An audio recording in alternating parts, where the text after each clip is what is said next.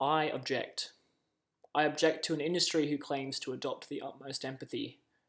I object to the profitable scheme of warehousing our elderly. I object to buildings that contrive deathlessness, to the production line method of shoeboxing our most respectable. I object to designing a scheme that ties itself to a dark history of profit, mistreatment, and neglect. I object to stripping the humanity of our most vulnerable. What is an object? Is it merely a perishable item, or are they the manifestations of our humanity? German philosopher Robert Vischer proposed that we empathize with objects by promoting emotions onto them. Objects that remain at the center of the home become the witness to our daily rituals and in turn memorable sensory experiences. The rituals defined within the architectural body of the home become deeply embedded in our memory, thus these objects become visual and haptic icons that enrich memorable experiences.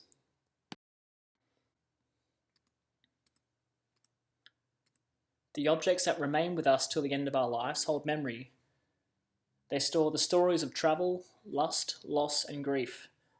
The rituals within our home leave their impression on the walls and the items that surround us. They become the manifestations of our identity and our humanity. I object. The project aims to highlight the injustices of our aged care community by creating a machine that idolizes the humanity of the user through the memorial of an object.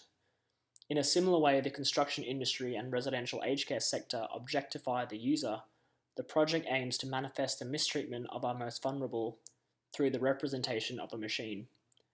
The structure not only manifests the machine-like aged care system, but represents the way in which we toy and shoebox our most fragile, in a sector that calls for the utmost empathy. The project sits in the epicenter of one of Newcastle's most activated precincts, Merewether. Proposed in the near future, the project sits on the site of the late Carpenter Court Aged Care Home. The machine is composed of a series of rotating cranks and pulleys that operate a system of encased glass boxes. Each glass box encases the item of a victim to the mistreatment of the Australian aged care system. Similar to a toy, the crank, which operates each pulley, can be handled by any user of the public. This act not only encourages public engagement, but personifies the unjust mishandling of our most fragile. The series of pulleys rotates each glass box in and around the rail-like structure of the machine. This industrialist approach pays homage to the rich railroad history that once intersected the site. The mechanical nature is a reference to the coffee pot locomotive, a name coined to a unique passenger rail tram that carried hopper wagons between the Glenrock Lagoon and the junction. The pulley system not only rotates these objects, but extracts water from a series of tubes that extend into a water catchment well located on the ground plane. These pipes extract water through a series of tubes into shower heads that extend past the structure. These shower heads water adjacent public planter boxes in the proposed community gardens. The structure helps provide water to surrounding gardens, which furthers the metaphor of realising the humanity that is currently missing in our residential aged care sectors. The site is in constant flux, whether this through the interaction with the proposed community gardens that surround the structure, or from the viewing of the structure's artefacts. These artefacts can either be viewed at the ground level on a raised timber decking, or vertically throughout the structure via various vantage points. The structure utilises a small corridor of the site, allowing for potential development in and around its location. The site can be accessed by a series of vantage points, with the main operating crank at the southern end of the structure on Watkins Street.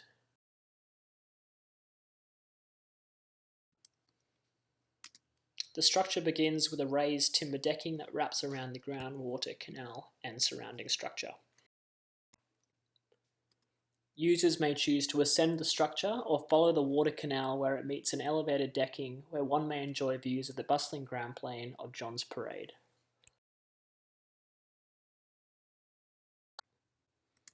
And on the most upper level, users have access to panoramic views of the unique landscape that Merewether has to offer. The user ascends the building via a winding staircase. Level 1 through to 3 are semi-enclosed by textile sheets. Finally, the user is unveiled at the top of the structure, where the view is unobstructed and one is able to enjoy the picturesque views to the ocean and Glenrock. Furthermore, users have access to a cantilevered viewing deck that extends over the ground floor water catchment. Here, one may enjoy panoramic views of the coast, while also acting as a finale to the memorial experience. The structure has 3 dominant viewing platforms that allow the user to weave in and around the operating machine. The walkways are narrow and restrained to allow for moments of interaction, such as passing conversation of an object or artifact. This design technique restricts large masses of traffic to encourage moments of reflection and tranquility throughout the structure. The ritual of ascending vertically becomes one of a sensory experience, as you witness the distant ocean waves break ashore, a sea breeze lightly whips taut a flaying textile sheet, and the metallic echoes of the revolving pulley system below.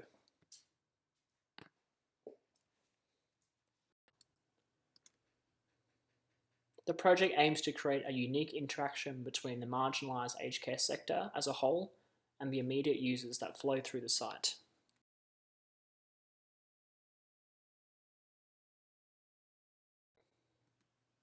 While the proposed scheme presents a series of structures, each structure can be isolated, providing the potential for future installation at other focal sites around the city and/or country. The structure is a grand gesture, evasive, wrought, in hopes of generating discussions around current and future practices with our elderly. As this site clearly dominates a series of iconic landmarks, it is expected that the structure and series of structures may start to encourage discussions around connecting our marginalised communities. While the boxes are initially designed at a dimension of 500 by 800, this can be adapted based off the artifact, as the boxes are easily removable and interlocked within the structure.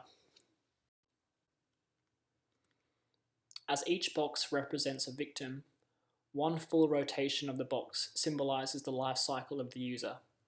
Although the cycle does not end, it continues to rotate, to patina, and act as a symbol of today's current injustices.